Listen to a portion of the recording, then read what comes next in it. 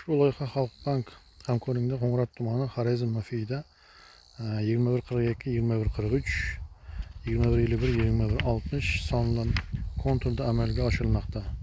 Bu yerda qovun ekilgan. Maydoni hajmi 10 gektar, uzunligi 250 metr, bo'yiga 400 metr. Bu yerda ekilgan zamonaviy usul bilan parvarishlanmoqda. Hozirgi ekinlar unib chiqib holatida. Ekinlarni yetishtirish 90 kun davom etadi. Yetishtirish jarayonida sug'orildi. Tabiiy va mineral o'g'itlar bilan oziqlantirilgan. Ushbu loyiha 4 ta dehqon xo'jaliklariga biriktirilgan.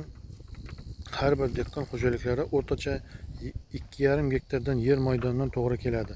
Loyiha samarali amalga oshirish uchun lider tadbirkor Berdimurod ota MChJni ishlab chiqarish kooperatsiyasi biriktirilgan.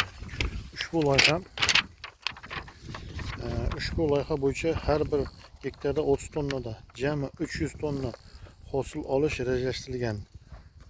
Mazkur ekin yig'ishtirib olingandan so'ng ikkinchi ekinga ham yuqori daromadli ekin turini ekish orqali yer egalarining daromadlarini yanada oshirilmoqda.